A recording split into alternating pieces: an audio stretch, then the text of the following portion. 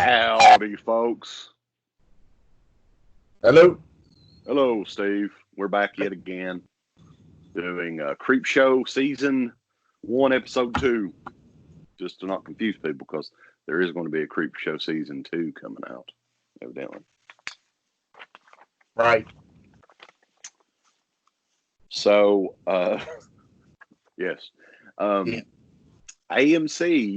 is doing the CREEPSHOW series, I guess, because a lot of their production was halted for whatever the hell they were going to play before. So they just like, hey, Shudder, give us some of your shit. So Right. it was originally a Shudder series, but AMC is showing it now. They're on season or episode 2, season 1, and that's how I'm watching it because I don't have any interest in Shudder, even though you're a big fan, right, Steve? Yeah, I like it. I mean, it's worth $5 a month, no doubt. If Joe Bob wasn't on there, would you say that it would be worth $5 a month? I don't know. I mean, I did have it before without Joe Bob, so Joe Bob was on there last night, wasn't he? Yeah, I watched the first movie, Trauma's War, which I hadn't seen. And Lloyd Kaufman was on there with his wife. That just totally sounds like something I would avoid, something called Trauma's War. It was fun. I bet it sucked. Wow. So, anyway, this is the second episode, season 1. I gotta say, I wasn't as impressed with episode 2 overall. But I mean, it was good enough, I guess. We'll continue on here. The first story is, and a lot of people were kind of hyping this one for me, Steve, was Bad Wolf Down.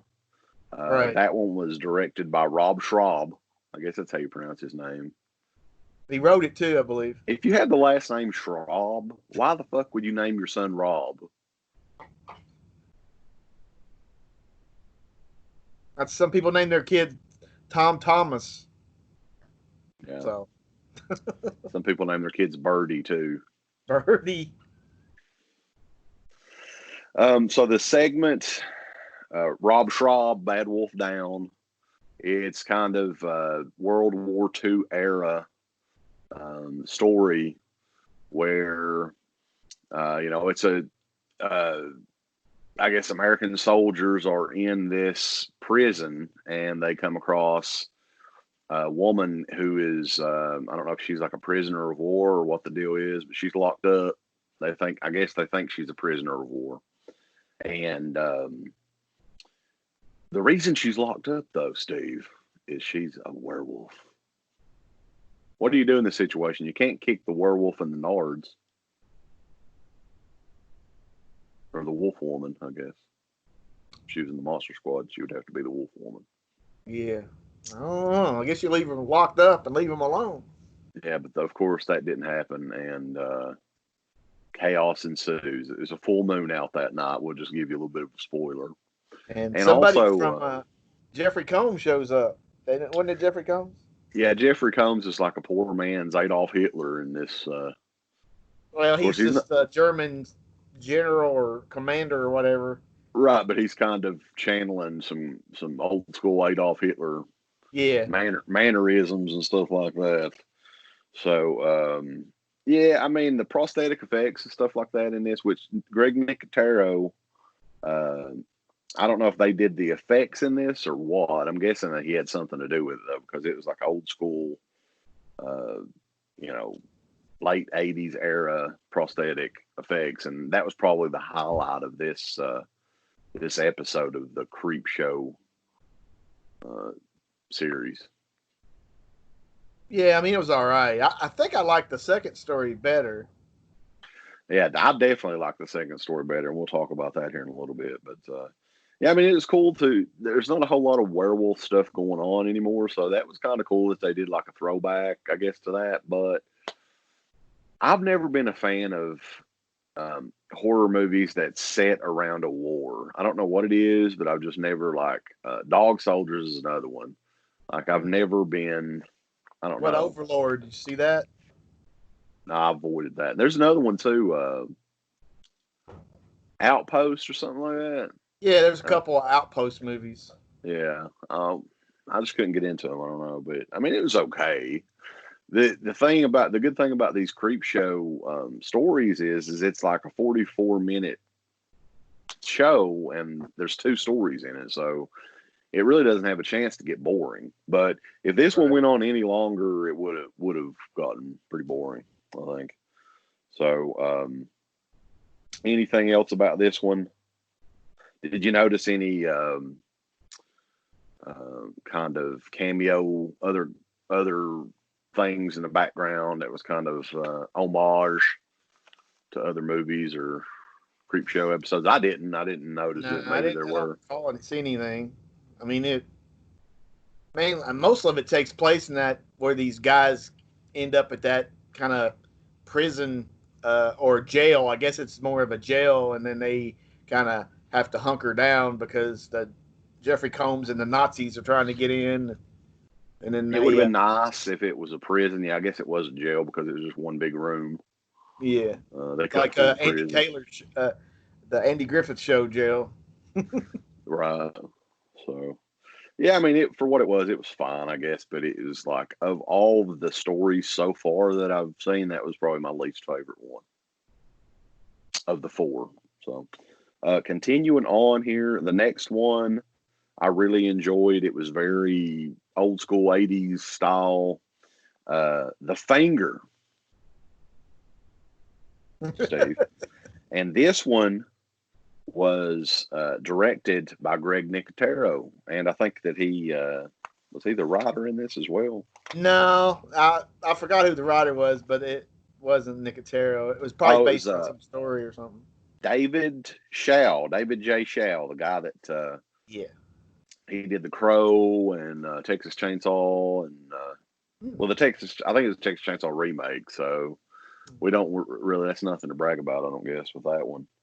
And so yeah, this one was like, this guy was kind of DJ Qualls, who's I always enjoyed him, and I haven't seen him in a lot of stuff lately. He was in that movie The Road Trip back in the day, and he's been in a couple of movies. The New Guy, yeah, that was his big breakout performance. But I hadn't seen him in anything in forever, so I didn't even know he was still acting. But he does a great job in this as kind of like a loser. He's like a web design guy that just works from home, and he was recently divorced and all this good stuff. So down on his luck and all this, and he comes across a weird looking finger in an alley or something, and this is kind of like what makes me think it was more of like an 80s homage type deal.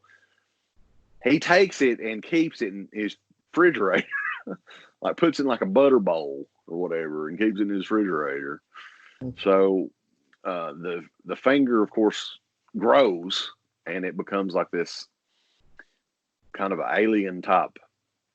It reminds me of one of the creatures in Aliens, like a smaller version of it, and he keeps it as a pet. He keeps it as pet, names it Bob, and all this good stuff. And at the end of it, though, the kind of big unveil, and it's a spoiler alert, I guess, but not really. I mean, it's a fucking 20-minute show. Is like he's just kind of losing his mind is the big thing. He was seeing this thing in his, in his subconscious, baby. And the effects in this was really good too. Like they had some good prosthetic effects, and the creature was kind of, I don't know if they did claymation in it or what when it was walking, but I enjoyed it. I thought it was fun. You could have almost made a feature length movie out of that story, I think. It was very much like a Tales from the Dark Side episode, because I always think about that albino looking creature from one of the episodes, and I know everybody was wanting at the time, everybody's saying, I wish I had a Bob to sit down and watch TV and eat popcorn with. Yeah, I mean, the thing is like, he's a threatening looking little thing, and then the DJ's character, Clark Wilson, which that's the widest name a man could have, I think. Yeah. He was just like fine with him. He was like, oh man, He was just Irwin laughing, White cutting up with him. is the whitest name. So, yeah, that's. I would be surprised if anybody got that reference at all. Yeah. So, yeah, I really enjoyed this episode. I thought it was fun, and they need to do more stuff along the lines of the hokey 80s style, like, Yeah.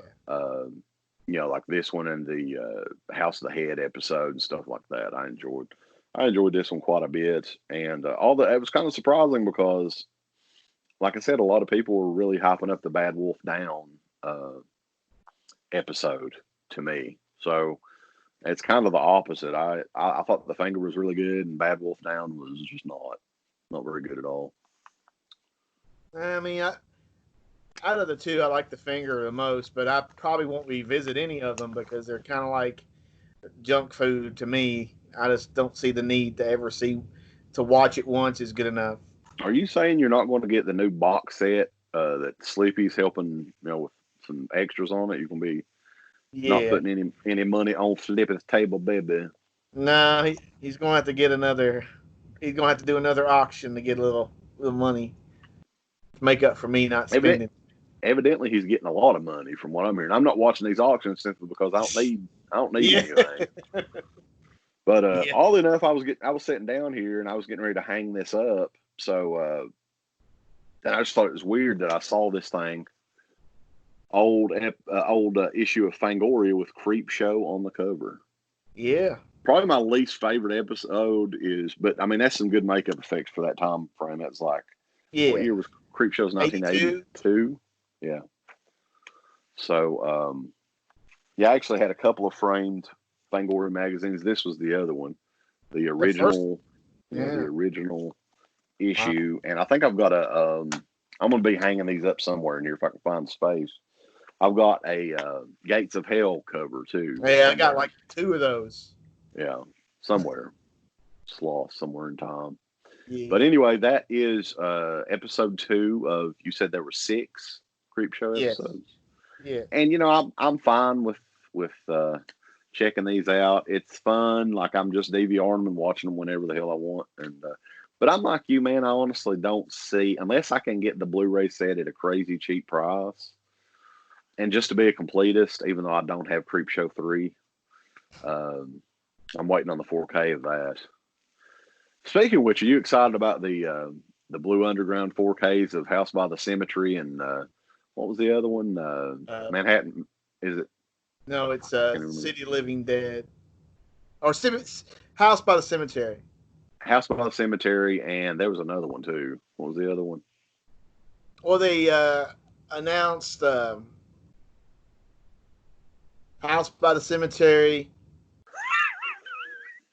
I would look on my phone, but I'm recording with it, so.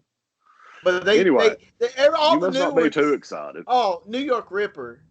Oh yeah, that was the one I was really scratching my head on.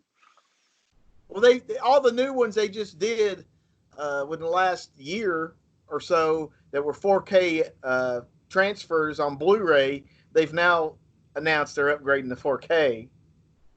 Of course. So I wonder if there's going to be any difference at all in the picture quality on those. Well, there's a Mondo Digital reviews on some of them, and like they were going off about the Maniac 4K and the Zombie 4K. So unfortunately, Blue Underground has not sent me those yet. I'm hoping that'll happen, but anyway. I don't know. I had to reach out to him and say, "Hi, I can do 4K. I'm your 4K source for horror stuff." Anyway, that is it for episode 2 of season 1, Creepshow. So you guys enjoy and give us your comments, subscribe, suck it, and everything else. Like it. Yeah. And click the notification bell. Follow us on Twitter, Facebook, Instagram, Snapchat. Yeah. You can add us as a friend on BearShare and LimeWire. And we will see you guys. We will see you guys next go around on. Oh, speaking of which, you want to do the next episode of DEADPIT with us? We'll see if I'm available. You're getting some requests, Steve. People miss you for some reason. I'm lovable. DEADPIT. .com.